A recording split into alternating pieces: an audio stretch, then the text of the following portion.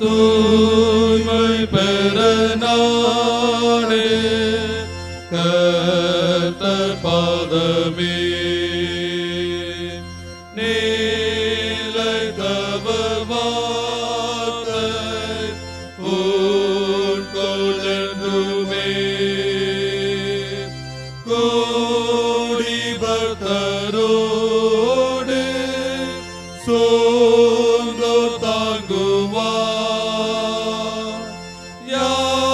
யாவிலுமே தெய்வம் தயை நாடுவார் தூய்மை பெற நாடு லோக கோஷ்டத்து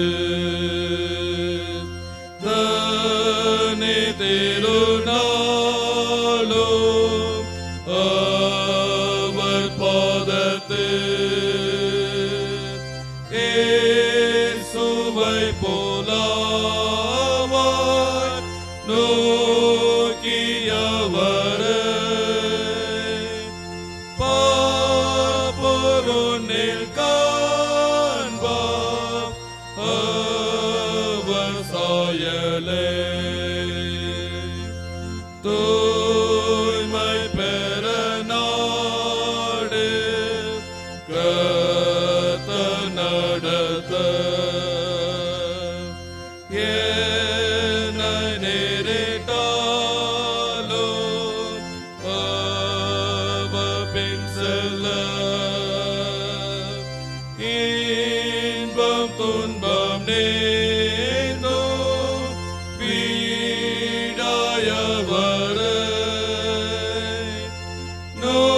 நோக்கியவர் வாக்கே வைப்பாய் நம்பிக்கை தூய்மை பெற நாடு ஆத்மா அமர்ந்து சேந்தை செய்கையாவோ அவர்க்குட்பட்டு அன்பின் தெய்வபோற்ற சேர்ந்து ருசிக்க மூற்றும் தூய்மையாவார் வேனில் வசிக்க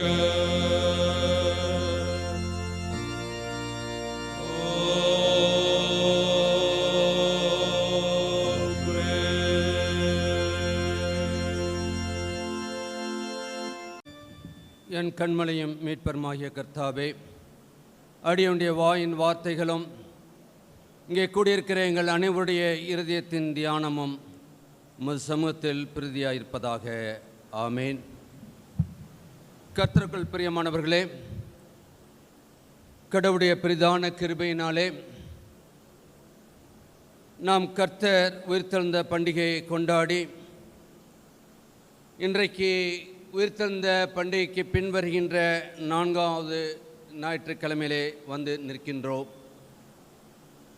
இந்த நாளிலே தேவ சமூகத்திலே வந்திருக்கிற உங்கள் யாவரையும் உயிர்த்தெழுந்த ஆண்டவராம் இயேசு கிறிஸ்துவின் இனிதான நாமத்தினாலே வாழ்த்தி வணக்கத்தை தெரிவித்துக் கொள்கின்றோம். அன்புக்குரியவர்களே, இன்றைக்கு நம்முடைய திருச்சபை கொடுத்திருக்கின்ற மையப்பொருள் சத்தியமாகிய கிறிஸ்துவின் மேல் நம்பிக்கை. சத்தியமாகிய கிறிஸ்துவின் மேல் நம்பிக்கை. அதற்கு ஆதாரமாக 3 வேத பாடங்களை நாம் வாசிக்க கேட்டோம். ஏனென்றால் நம்பிக்கை என்பது ஒவ்வொரு மனிதனுடைய வாழ்க்கையிலும் மிக மிக இன்றியமையாததாக இருக்கின்றது. நாம் வாழ்கின்ற இந்த சமுதாயத்திலே பல சமய மக்கள் மத்தியிலே வாழ்ந்து கொண்டிருக்கின்றோம். ஒவ்வொருவரும் நம்பிக்கையோடு கூட ஒரு சில காரியங்களை செய்து கொண்டிருக்கின்றார்கள். ஆனால் ஆண்டவராகிய இயேசு கிறிஸ்துவை இரட்சகராக கொண்டிருக்கின்ற உங்களுடைய என்னுடைய நம்பிக்கை சத்தியத்திலே இருக்க வேண்டும். சத்தியத்தை நீங்கள் அறிவீர்கள், சத்தியம் உங்களை விடுதலையாக்கும் என்று சொல்லி நாம் அறிந்திருக்கின்றோம். சத்தியமாகிய ஆண்டவர் மேல் நம்முடைய கிறிஸ்துவின் மேல் நாம் நம்பிக்கை கொள்ள அழைக்கப்பட்ட மக்களாய் இருக்கின்றோம். என்றால் இந்த சமுதாயம் என்பது அசுத்தத்தினால் நிறைந்திருக்கின்றது. ஆம், அந்த சமுதாயத்தில் தான் நீங்களும் நானும் வாழ்ந்து கொண்டிருக்கின்றோம். எப்படி ஒரு கடலிலே ஒரு மீன் வாழ்கின்றதோ, அந்த மீன் அந்த கடல் நீரில் உப்பாக இருந்தாலும் கூட தன்னுடைய சரீரத்திலே அந்த உப்புத்தன்மையை எடுத்துக்கொள்ளாதபடி அது வாழ்கின்றதோ, அதே போல்தான் நாம் வாழ வேண்டும்.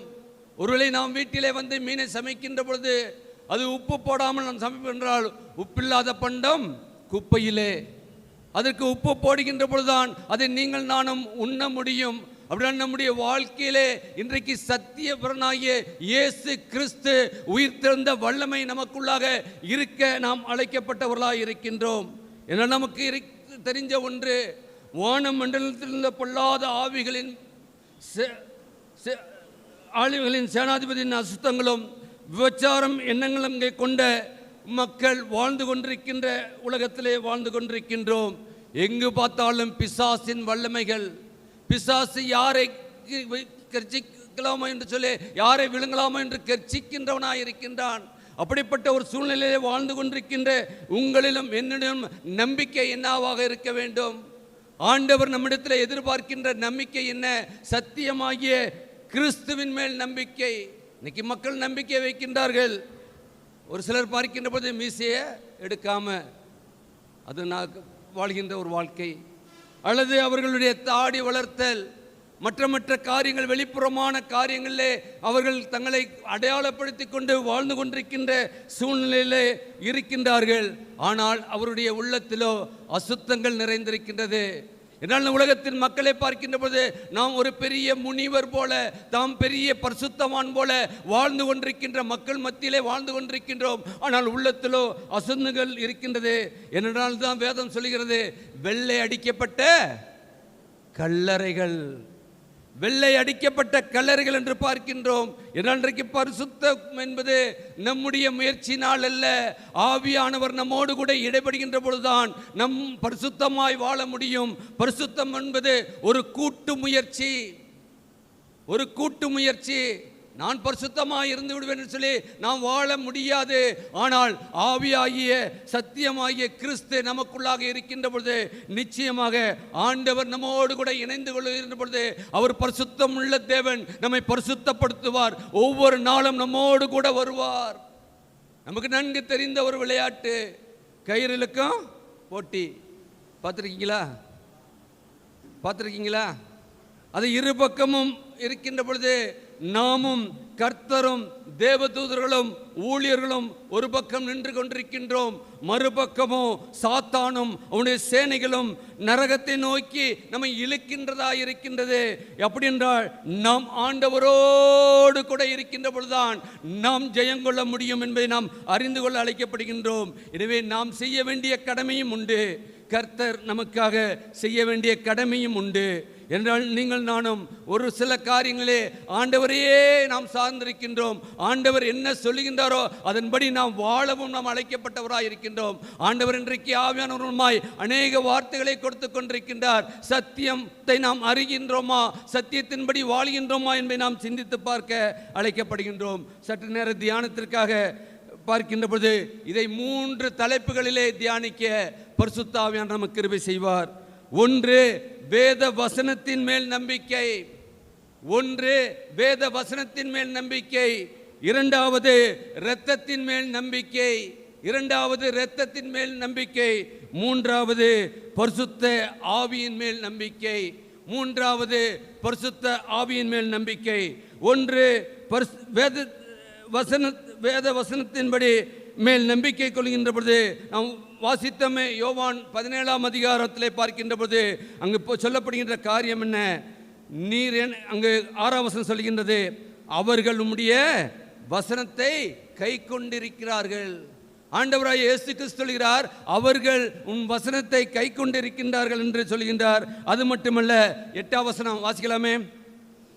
நீர் எனக்கு கொடுத்த வார்த்தைகளை நான் அவர்களுக்கு கொடுத்தேன், அவர்கள் அவைகளை ஏற்றுக்கொண்டு நான் உம்மிடத்திலிருந்து புறப்பட்டு வந்தேன் என்று நிச்சயமாய் அறிந்து நீர் என்னை அனுப்பினீர் என்று விசுவாசித்து இருக்கிறார்கள். விசுவாசித்து இருக்கிறார்கள். அழகாய் பிள்ளைகள் சொன்னார்களே, அப்படினால் நாம் ஆண்டவருடைய வார்த்தையை கேட்டு அதன் மேல் விசுவாசம் வைக்க இந்த நாளிலே அழைக்கப்படுகின்றோம். ஆண்டவர் சொல்லுகின்ற பொழுது இன்னும் 14 வசனத்திலே பார்க்கின்ற பொழுது 17 உம்முடைய சத்தியத்தினாலே அவர்களை பரிசுத்தப்படுத்தும். உம்முடைய வசனமே சத்தியம். உம்முடைய வசனமே சத்தியம். இன்னைக்கு வார்த்தையை நாம் உட்கொள்கின்றோமா? வார்த்தை நம் மூலமாய் வெளிப்படுகின்றதா இருக்கின்றதா? ஆண்டவருடைய வார்த்தையை நாம் உட்கொள்கின்ற பொழுதுதான் கர்த்தர் நல்லவர் என்பதை ருசித்து பாருங்கள். ருசித்து பாருங்கள். அப்படின்னா நாம் உள்நீங்கின்ற பொழுதுதான் ஒரு ருசியை நாம் கொள்ள முடியும். நம்முடைய வாழ்க்கையிலே இன்னைக்கு பாடுகள் உண்டு, வேதனைகள் உண்டு, போராட்டங்கள் உண்டு, வியாதிகள் உண்டு. எல்லாம் இருந்தாலும் கூட ஆண்டவர் என்னோடு கூட இருக்கின்றார் என்ற அந்த விசுவாசம் தான் நமக்கு இந்த நாளிலே தேவையாயிருக்கின்றது. எனவே உம்முடைய வசனமே சத்தியம் என்று சொல்லி அவருடைய வார்த்தையின் மேல் நம்பிக்கை வைக்க அழைக்கப்படுகின்றோம். என்னால் பரிசுத்தம் என்பது வேதாகமத்திற்கு நாம் சொல்லுகின்ற வார்த்தை என்ன? பரிசுத்த வேதாகமம். இது வெறும் வேதாகம் அல்ல, பரிசுத்தம் உள்ள வேதாகமம். அவருடைய பரிசுத்த வார்த்தைகள் நிரம்பி இருக்கின்றது. அதை நாம் உட்கொள்கின்ற பொழுது நம்முடைய வாழ்க்கையிலே ஒரு பரிசுத்தம் காணப்பட வேண்டும். யோவான் 6:63 சொல்கிறது, நான் உங்களுக்கு சொல்கிற வசனங்கள் ஆவியாயும் ஜீவனுமாயிருக்கின்றது. நாம் கேட்கின்ற வார்த்தை ஏதோ ஒரு வார்த்தை அல்ல, இது ஆவியும் ஜீவனும் உள்ள வார்த்தையை நாம் கேட்டுக்கொண்டிருக்கின்றோம் என்பதை நாம் உணர்ந்து கொள்ள அழைக்கப்படுகின்றோம். என்றால் வேத வசனங்கள் நமக்கு காட்டும் கண்ணாடியாக இருக்கிறது. ஒருவேளை நாம் காலையில் எல்லாரும் எழுந்திருப்போம். எல்லாரும் போய் எத்தனை பேர் கண்ணாடியில் நிற்காம வந்தவங்க? எத்தனை பேர் இன்னைக்கு கண்ணாடி முன்னால் நிற்காம ஆலயத்துக்கு வந்திருக்கோம்? எல்லாரும் நின்றுட்டு வந்திருக்கோம். எல்லாரும் நின்று நம்முடைய ஹேர் ஸ்டைலு, நம்முடைய ஃபேஸு எப்படியா இருக்குது, எதுவும் பவுடர் போடணுமா, இன்றைக்கி எவ்வளோலாம் மேக்கப் பண்ணிவிட்டு நம்ம ஆலயத்துக்கு எல்லாம் நின்று பார்த்து, ஏன்னா நாங்கள்லாம் ஃபயர் ட்ரைனிங்கில் இருக்கின்ற பொழுது நாங்கள் போட்டிருக்க யூனிஃபார்ம் எப்படி இருக்கின்றது என்பதை நாங்கள் அறிந்து கொள்ள நாங்கள் இறங்கி வருகின்ற ஒவ்வொரு படிக்கட்டிலும் அந்த பெரிய 6 அடி உயரமுள்ள கண்ணாடி இருக்கும். ஷூலேருந்து கேப் வரைக்கும் நாங்கள் போய் ப்ரேயரில் நிற்கிறோம்னாக்க எங்களுடைய ஹேர் வெளியில் கேப் போட்டாச்சுன்னா வெளியில் ஹேர் தெரியக்கூடாது. இப்போ நாங்கள் போகின்ற பொழுதே அது சரி செய்து கொண்டு போவோம். இன்றைக்கு நம்முடைய வாழ்க்கையிலே, ஆவிக்குரிய வாழ்க்கையிலே வேத வசனம் நமக்கு கண்ணாடியாக இருக்கின்றது.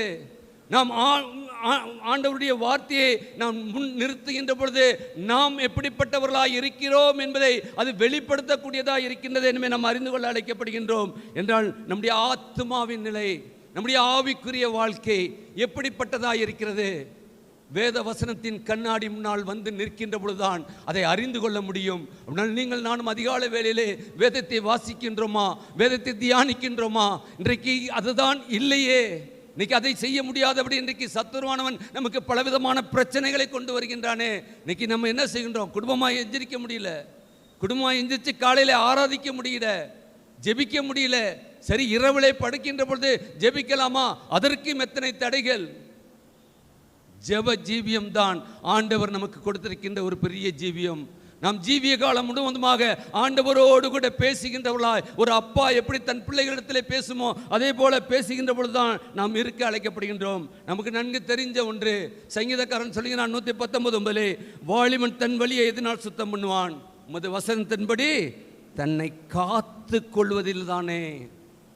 தன் காத்து கொள்ள வசனத்தை கேட்பதினால் அல்ல, வசனத்தை தன்னுடைய வாழ்க்கையிலே காத்து கொள்கின்ற பொழுதுதான் அவன் அங்கு இருக்கின்றான் என்று பார்க்கின்றோம், சுத்தமாய் இருக்கின்றான் என்று பார்க்கின்றோம். எனவே வாலிப பிராயத்திலே பரிசுத்தமாய் வாழ்வது என்பது நம்முடைய வயது முதிர்ந்த நாளிலே, வயது முதிர்ந்து தள்ளாடி இருக்கின்ற வேளையிலே சமாதானத்தோடும் சந்தோஷத்தோடும் நம்முடைய வெற்றியோ வாழ்க்கையை முடிக்கக்கூடிய வாழ்க்கையாக இருக்கும். வாலிப பிராயத்தில் நாம் எப்படி வாழ்ந்து விட்டு போகலாம் என்று சொன்னால், நிச்சயமாக வயது பிராயம் என்று ஒன்று உண்டு. நமக்கு ஒவ்வொருவருக்கும் உண்டு, யாருக்கும் சொல்ல முடியாது. 2025 இருக்கும், அதனால் அடுத்த வருஷம் எனக்கு வயசு கூடாது. 26 வந்தாச்சுன்னா என்ன ஆகும்? ஒரு வயசு கூடிரும். கூடுமா கூடாதா? அப்படின்னா நாம் இன்றைக்கு ஒருவேளை வயது நிமித்தமாய் நாம் எப்படி வாழலாம் என்று வாழ்ந்தால் நமக்கு வயது முதிப்பிலே நமக்கு ஒரு ரிட்டையர்மெண்ட் லைஃப் என்று சொல்லி உண்டு.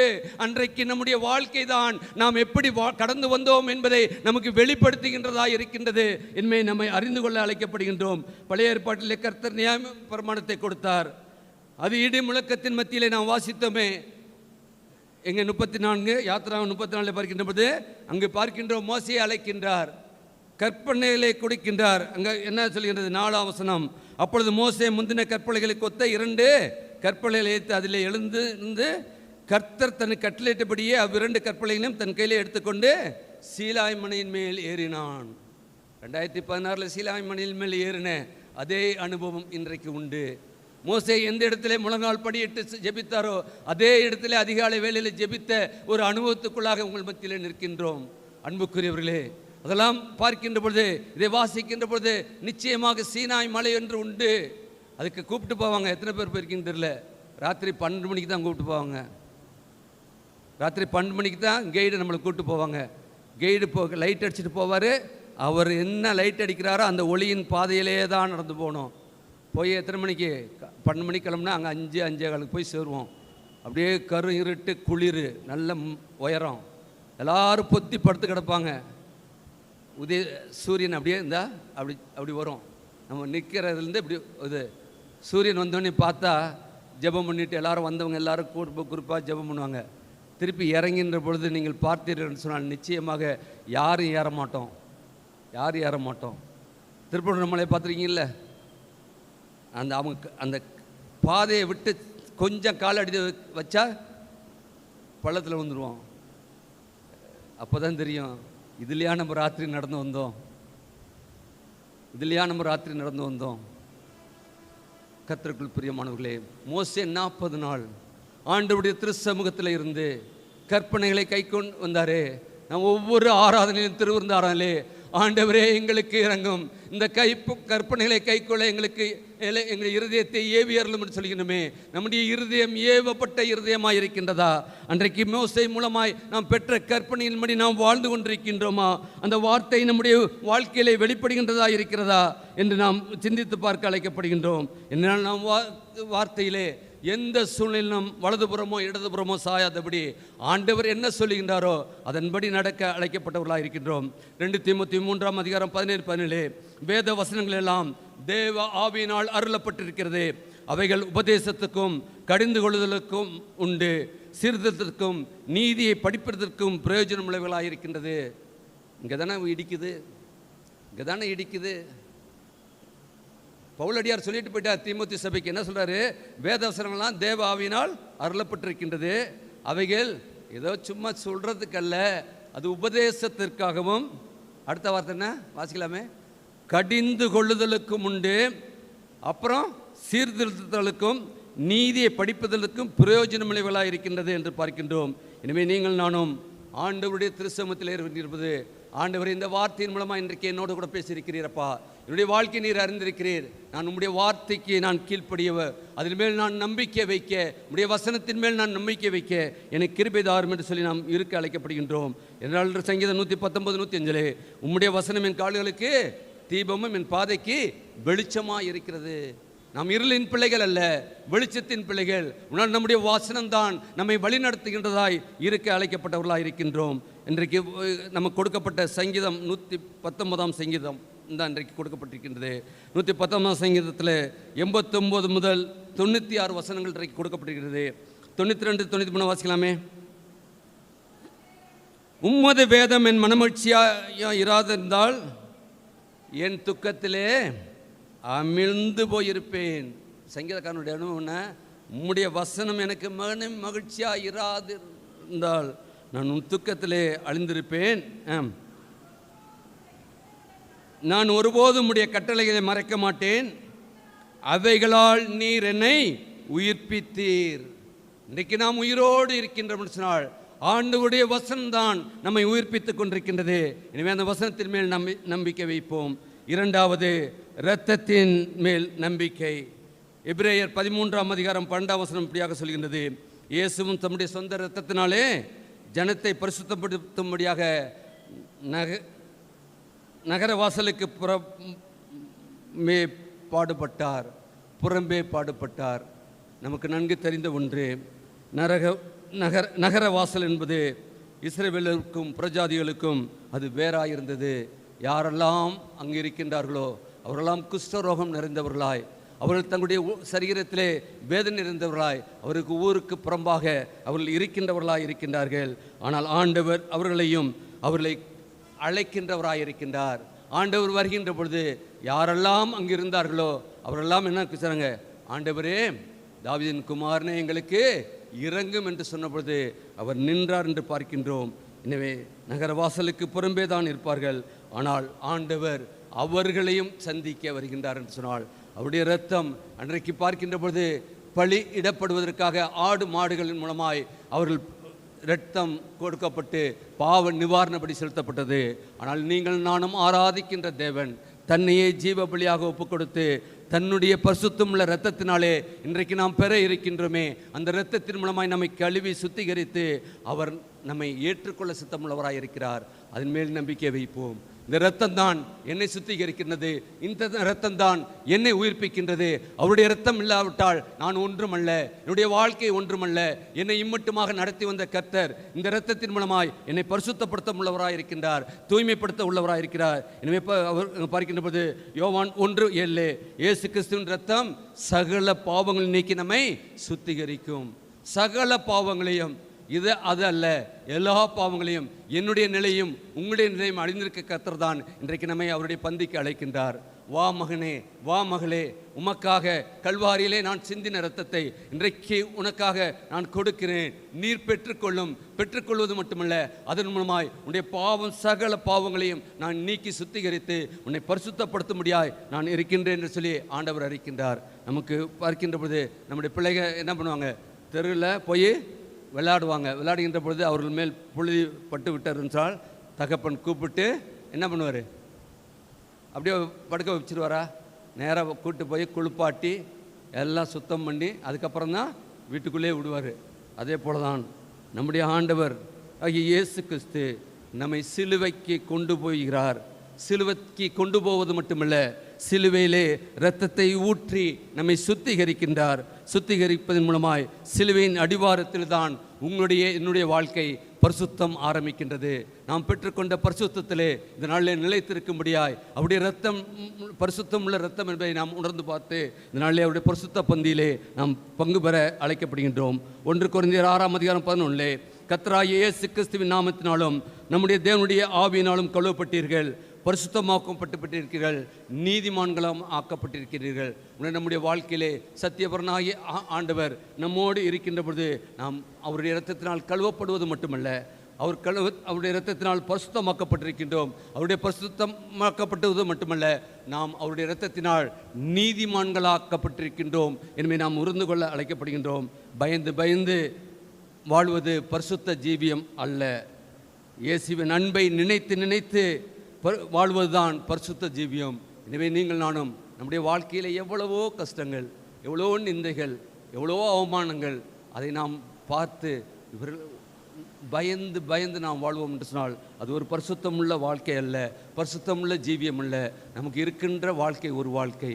இந்த வாழ்க்கை ஆண்டவருக்காக ஒரு பரிசுத்த ஜீவியம் வாழ்கின்ற பொழுதுதான் ஆண்டவர் நம்மை எதற்காக இந்த உலகத்திலே படைத்தாரோ, அவருடைய பிள்ளையாய் முத்தரித்தாரோ, அதை நாம் நிறைவேற்றுகின்றவராய் நமக்காக ஆயத்தம் பண்ணின அந்த கானானுக்கு நாம் செல்லத்தக்கதாய் நம்மை அழைத்திருக்கின்றார். எனவே நீங்கள் நானும் அவருடைய வாழ்க்கையிலே அவர் நம்மேல் காமித்த அன்பை நினைத்து அவருடைய பரிசுத்த பந்தியிலே நாம் சேருகின்ற பொழுது அதற்குள்ளமாய் நமக்கு கிடைக்கின்ற சந்தோஷமும் நமக்கு மிகுதியாக இருக்கும். எனவே வெளிப்படுத்தும் சித்தம் 7:14 பார்க்கின்ற போது அங்கு நமக்கு தெரிந்த ஒன்று, அடிக்கடி பரலோகத்தில் வெள்ளை அங்கிகளை தரித்திருக்கிற இவர்கள் யார் என்று சொல்ல, அவர்கள் ஆட்டுக்குட்டியானவருடைய இரத்தத்தினாலே தோய்த்து வெளுத்தவர்கள். பார்த்துருக்கீங்களா? ஒவ்வொரு அடக்காரங்களும் போகிறோம், தோய்த்து வெளுத்தவர்கள். அழுக்க போக்கணுன்னா என்ன பண்ணுவாங்க? 4 அடி சேர்த்து அடிப்போமா இல்லையா? கட்டியிருக்க சேலையில் அழுக்கு போகலன்னா என்ன பண்ணுவோம்? 4 அடி சேர்த்து அடிப்போம். ஆண்டவர் அவருடைய இரத்தத்தின் மூலமாய் நம்மை தோய்த்து வெளுத்திருக்கின்றார். அந்த பரிசுத்தம் உள்ள இரத்தம் தான் மேல் நாம் நம்பிக்கை வைத்தவர்களாக இருப்போம். அடுத்ததாக பரிசுத்த ஆவியானவர் மேல் நம்பிக்கை. 1 கொரிந்தியர் 2ஆம் அதிகாரம் 10ஆம் வசனத்தில் பார்க்கின்ற போது, நாம் பரிசுத்த ஆவியினாலும் பரிசுத்தப்பட்டிருக்கின்றோம், ஆவியானவர் எல்லாவற்றையும் ஆராய்ந்து அறிந்திருக்கின்றார். 2 தெசலோனிக்கேயர் 2ஆம் அதிகாரம் 13ஆம் வசனத்தில் சொல்கிறது, நீங்கள் பரிசுத்த ஆவியினாலே பரிசுத்தப்படுத்தப்படுகிறதுனாலும் என்று பார்க்கின்றோம். ரோமர் 15:15 பார்க்கின்ற பொழுது, பரிசுத்த ஆவியினாலே பரிசுத்தமாக்கப்படுகின்றோம். பரிசுத்தமாக்கப்படுகின்றதினால் அடுத்தது பரிசுத்தமாக்கப்பட்டு, நாம் பரிசுத்தமாக்கப்பட்டதினால்தான் பரிசுத்த ஜபையிலே நாம் அமர்ந்திருக்கின்றோம். பரிசுத்த ஜனமாய் வாழ்ந்து கொண்டிருக்கின்றோம். ஆண்டவருக்கு உகந்தவர்களாய், ஆண்டவரை நாம் பிரதிபலிக்கின்றவர்களாய் நாம் இந்த உலகத்திலே வாழ்ந்து கொண்டிருக்கின்றோம். பரிசுத்த ஆவியானவர் உணர்த்தும் போது அதை எல்லாவற்றையும் அவரிடத்தில் நாம் ஒப்பு கொடுக்க கண்டித்து உணர்த்துவார்.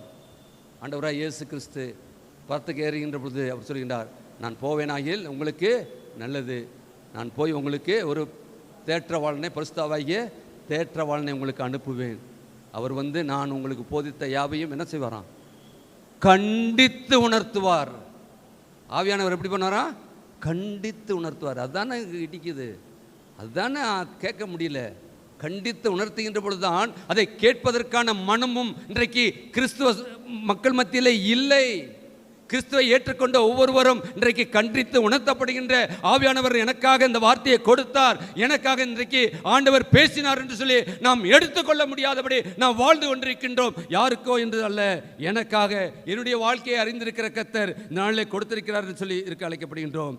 நோவாயின் நாட்களிலே ஜனங்கள் இருதயத்தின் நினைவுகளை சிந்தனைகளும் பொல்லாதவைகள் என்று ஆவியானவர் உணர்த்தியும் அவர்கள் மனஸ்தாபப்படவில்லை. நோய் நாட்களிலே கடந்த கதை பார்க்கின்றோம். ஆகவே கர்த்தர் மனிதனை உண்டாக்கினதற்காக என்ன பண்ணாரா? வேதனைப்பட்டார். வேதனைப்பட்டது மட்டுமல்ல, ஜலப்பிரயத்தினால் அழிக்க தீர்மானித்தார் என்று பார்க்கின்றோம். அன்புக்குரியவர்களே, நம்முடைய வாழ்க்கை ஆண்டவருக்கு உகந்த வாழ்க்கையாய், ஒரு பரிசுத்தமுள்ள வாழ்க்கையாய், பரிசுத்தமுள்ள தேவனை ஆராதிக்கின்றோம். எனவே பரிசுத்தம் இல்லாமல் ஒருவனும் ஒரு காலம் தேவனை தரிசிக்கவே முடியாது, தரிசிக்கவே முடியாது. பரலோகம் வேணும், ஆண்டவரோடு கூட இருக்கணும், நரகம் வேண்டாம். ஆனால் பரிசுத்தம் இல்லாமல் பரமன் இயேசுவோடு கூட நீங்கள் நானும் அவருடைய சிங்காசனத்துக்கு முன்பாக நிற்க முடியாது, நிற்க முடியாது. இன்னைக்கு நம்மிடத்தில் தூய்மை உண்டோ என்று நாம் சிந்தித்து பார்க்க அழைக்கப்படுகின்றோம். என்றால் அங்கே பார்க்கின்ற பொழுது 1 கொரிந்தியர் 3:16-17 பார்க்கும்போது, நீங்கள் பரிசுத்த ஆவியானவர் தங்குகின்ற ஆலயம். இது வந்து ஆலயம் அல்ல, நீங்கள் ஒவ்வொருவரும் நானும் ஆலயமாய் இருக்கின்றோம், ஆவியானவர் தங்குகின்ற இடமாய் இருக்கின்றோம். அதனால்தான் நான் எந்த சூழ்நிலையிலும் நான் என்ற வார்த்தையை நான் உச்சரிப்பதே இல்லை. நாம், என்னால் எனக்குள்ளாக ஆவியானவர் உண்டு. ஒரு ஆவியானவர் எனக்குள்ளாக செயல்படுகின்ற பொழுது நான் அல்ல, எனக்குள்ளாக இருக்கின்ற ஆவியானவரே என்னை கொண்டு செல்கின்றார். எனவே நாம் என்று நாம் வாழ்கின்ற பொழுதுதான் ஆவியான நம்மோடு கூட இடைபட முடியும். 1 கொரிந்தியர் 6ஆம் அதிகாரம் 19 பரிசுத்த ஆவியானுடைய ஆலயமாய் இருக்கிறார் என்றும் நீங்கள் உங்களுடையவர்கள் அல்ல என்றும் அறியீர்களாம். நாம் எந்த சூழ்நிலையிலும் நாம் நமக்குரியவர்கள் அல்ல, ஆண்டவருக்கு உரியவர்கள். ஆண்டவருக்காகத்தான் இந்த உலகத்திலே நாம் பிறந்திருக்கின்றோம், அவருக்காகத்தான் வாழ்ந்து கொண்டிருக்கின்றோம், அவருக்காகத்தான் தம்முடைய காரியங்கள் எல்லாவற்றையும் செய்ய வேண்டும். எந்த வேலை செய்தாலும் ஆண்டவருடைய பணி என்பது நம் மேல் விழுந்த கடமை. அப்போஸ்தலனாகிய பவுல் சொல்கிறார், நான் பிரசங்கியாது இருந்தால் எனக்கு ஐயோ. என்னுடைய வாழ்க்கையிலே எந்த சூழ்நிலையை நான் எங்கு பணிபுரிந்தாலும் ஆண்டவரை பிரதிபலிக்கின்ற ஒரு வாழ்க்கை வாழ அழைக்கப்பட்டவனாக இருக்கின்றேன். எனவே நாம் நம்முடைய ஆலயத்தின் சொந்தக்காரர் தேவன். அது முதலாவது உண்டு. இந்த சரீரத்துக்கு சொந்தக்காரர் தேவன், நீங்கள் நானும் அல்ல, அவர்தான். அவர் நம்மை உண்டாக்கினார், இரத்தம் கிரயம் செலுத்தி நம்மை மீண்டும் அவர் வாங்கி இருக்கின்றார். அது மட்டுமல்ல, நமக்குள் வாசம் பண்ணுகிறார். தேவன் நமக்கு ஏன் ஆவியானவரை தந்தார்? வெறும் அந்நிய பாஷை பேசுவதற்காக அல்ல, வரங்களை கொண்டு வருவதற்காக அல்ல, எல்லாவற்றுக்கும் மேலாக பரிசுத்தப்படுத்துவது, நம்மை அவருக்கு ஒப்பு கொடுக்க வேண்டும். பரிசுத்தமாய் நாம் வாழ்கின்ற பொழுதுதான் ஆண்டவருக்கு நம்மை ஒப்பு கொடுக்க முடியும். எனவே நாம் நம்முடைய வாழ்க்கையிலே தூய்மையை பெற நாடு, தூய்மையை பெற நாடு என்று சொல்லி நாம் பாடினோமே. நற்செய்தி பகுதி வாசிப்பதற்கு முன்பாக நாம் 4 கவிகளை பாடினோமே. அதில் 3ஆம் கவி வருகின்றது, தூய்மையை பெற நாடு கர்த்தர் நடத்த, என்ன நேரிட்டாலும் அவர் பின் செல்ல, இன்பம் துன்பம் நேர்ந்தும் விடாய், அவரை நோக்கியவர் வாக்கில் வைப்பாய் நம்பிக்கை. அவரை நோக்கி உம்முடைய வாழ்க்கையை வை என்று சொல்லி நாம் பாடினோமே. அதை நாம் நிச்சயமாக உள்ளத்தின் ஆழத்திலிருந்து மீண்டும் நாம் பாடி ஆண்டவருடைய திருச்சமத்திலே, ஆண்டவரே இந்த நாளை சத்திய ஆவியாகிய கிறிஸ்துவின் மேல் நம்பிக்கை வைக்க என்னை அழைத்தீர் ஆண்டவரே. ஆம் ஆண்டவரே, உம்முடைய வேத வசத்தின் மேல் நான் நம்பிக்கை வைக்கின்றேன், இரத்தத்தின் மேல் நம்பிக்கை வைக்கின்றேன், பரிசுத்த ஆவியின் மேல் நம்பிக்கை வைக்கின்றேன் என்று சொல்லி நாம் அதன் மூலமாய் கிடைக்கின்ற ஒரு பரிசுத்தமுள்ள வாழ்க்கையை வாழ, ஒரு தூய்மையான வாழ்க்கையை வாழ நம்மை அர்ப்பணித்து எல்லாரும் ஜெப நிலையிலிருந்து நாம் 306ஆம் பாமாலையின் 3ஆம் கவியை பாடி ஆண்டவருடைய சமூகத்தில் நம்மை அர்ப்பணிப்போம், ஜெபம் செய்வோம்.